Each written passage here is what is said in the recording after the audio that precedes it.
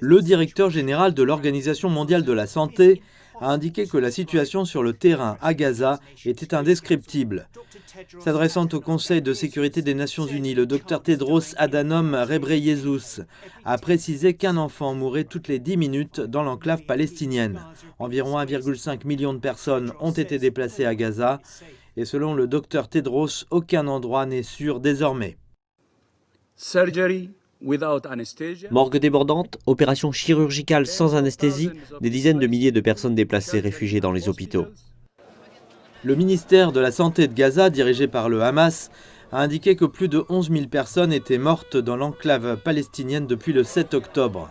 Devant le Conseil de sécurité, le directeur général du Croissant Rouge palestinien s'est dit préoccupé par les récentes activités militaires autour des établissements de santé à Gaza.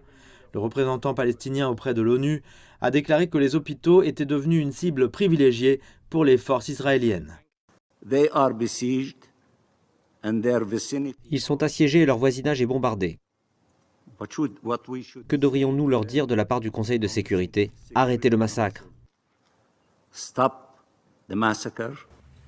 Le représentant d'Israël a accusé le Hamas de profiter des infrastructures civiles pour organiser des opérations militaires et de transformer les ambulances en taxis pour les terroristes.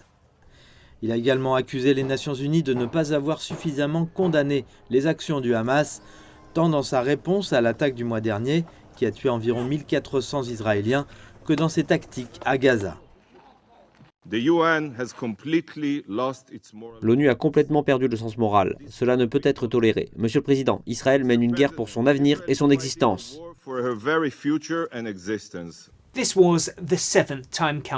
C'était la 7e fois que les membres du Conseil de sécurité de l'ONU se réunissaient depuis l'attaque initiale. Le Conseil n'a pas réussi à adopter une résolution, mais les membres de l'ONU ont de nouveau appelé à la libération des otages israéliens et à la protection des civils. Une partie de l'aide entre dans la bande de Gaza, mais les agences de l'ONU estiment qu'elle est insuffisante compte tenu de l'évolution rapide de la catastrophe sanitaire.